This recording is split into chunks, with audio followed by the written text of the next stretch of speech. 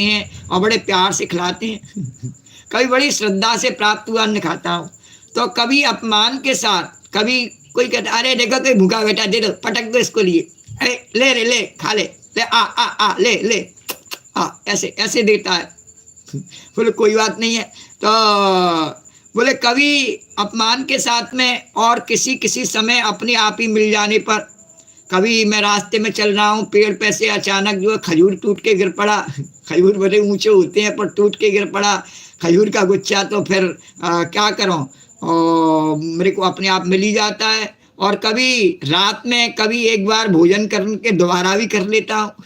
कभी रात में मिलता है, दिन में मिलता ही नहीं है। और कभी कभी ऐसा होता है एक बार मिल जाता है फिर दोबारा मिल जाता है, दोबारा भी कर लेता हूँ। बोले मैंने कोई नियम नहीं बना रखा है ऐसा कि दोबारा नहीं खाऊंगा। बोले द्वारकाधीश भगवान की जय, दत्तात्रेय भगवान की जय है। और श्रद्धयोपाहतं क्वापि कलाचिन मानवर्जितं भुज्ये भुक्त्वाद कस्माच्चित् दिवा नक्तं यद् रक्षया क्षौमं दुकूलम अजनं क्षीरं बलकलमेव वा और बसेन्यदपि संप्राप्तं दृष्ट भुक्तुष्ट धीरहम्।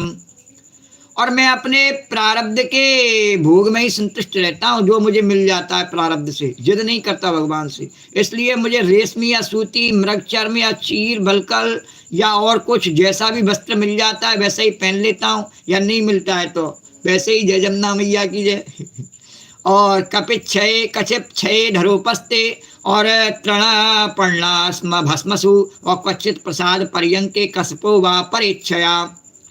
कभी मैं पृथ्वी पर घास पत्ते पत्थर या राख के ढेर में ही पड़ा रहता हूँ, तो कभी दूसरों की इच्छा से मुझे बुलाए के ले जाते हैं, तो महलों में पलंगों पर और गद्दों पर सो लेता हूँ, तो अभी मुझे कोई परेशानी नहीं है। मैंने कोई ऐसा नियम नहीं बना रखा कि महल में नहीं जाऊँगा, गद्दे पे नहीं सोऊंगा। बोले द्वारकाधीश भगवान की जय।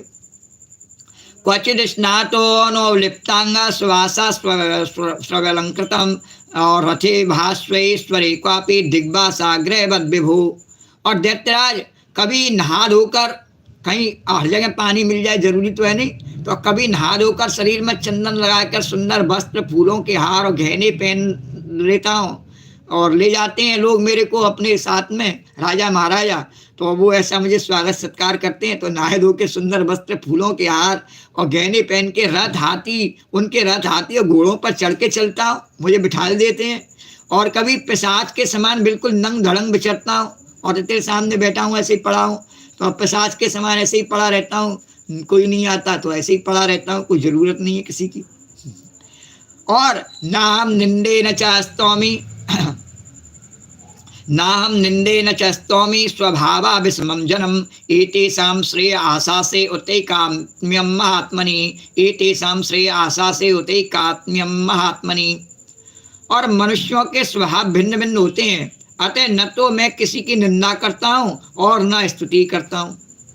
मैं केवल उनका परम कल्याण और परमात्मा से एकता चाहता हूँ कि उनका सबका जो स्वरूप है वो कैसा हो जाए, आत्मस्वरूप हो जाए, और सब अपने परमात्मा के स्वरूप में मिल जाए, ऐसा उनका कल्याण ही चाहता हूँ।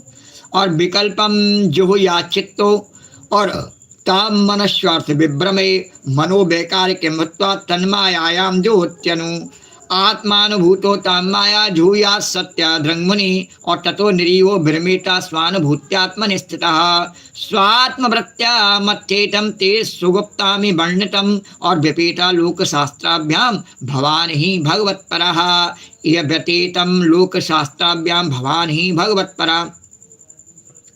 और कहा सत्य का अनुसंधान करने वाले मनुष्य को चाहिए कि जो नाना प्रकार के पदार्थ और उसके भेद विभेद मालूम पड़ रहे हैं नहीं, उनको चित्त वृत्ति में हवन कर दे। कुछ नहीं है, एक आत्मा ही सब जगह व्यापक है।